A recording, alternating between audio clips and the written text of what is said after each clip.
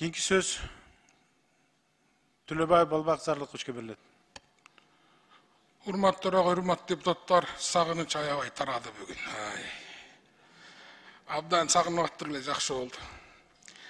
Негизи кээ бир министрлер Камчыбек Кылычбаев бүгүн аябай оперативный иштеп атышат, налоговый жооп бериптир. Бирок ар жагы бир нерсе бар, мен сизге өзүмчө түшүндүрүп берейин, Камчыбек Кылычбаевич. Мен ал дайым эр тараптамын, себеби мен элдин өкүлүмүн да. Бүгүн соцсеттерди карасаңар, Камчыбек Кылычбаевич Балбакты мындай урушту, тигиндей урушту, Талтаева деди, көтөрүп чапты, тепти деген укмуш немелечи.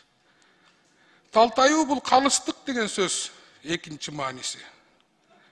Мен ар дайым эл тарапта, анан Садыр Нуркожоев тараптамын деп, башынан бери шайлоого бара электе айтып келдим. Садыр Нуркожоевдун командасы силерсиңер, мен силер мененмин. Мына менин позициям, мындан тайган жокмун, талтайган жокмун. Адахан Кимсанбаевдин тарапташтары айтып атат, Балбак бүтүнгө кошулду. Кошулган жокмун. Мен Садыр Жапаровдун жанында калган ошол ойдон каламын.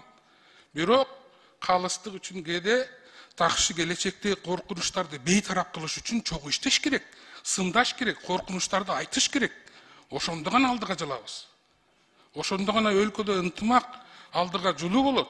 А мен ага терикпеймин.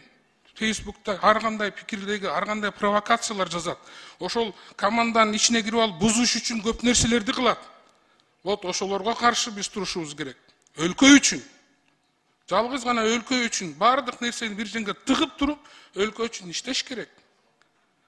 Ошон үчүн мен тарабым белгилүү мен. Кээде талтайып коюп атабыз калыстык үчүн, но ал эте ситуацияга влиять этпейт Камчыбек Кылычбаевич.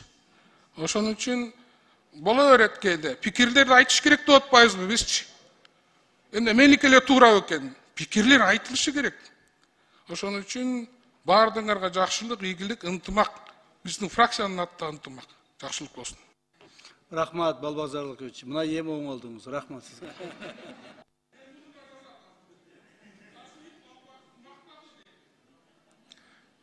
Рахмат, кийинки сөз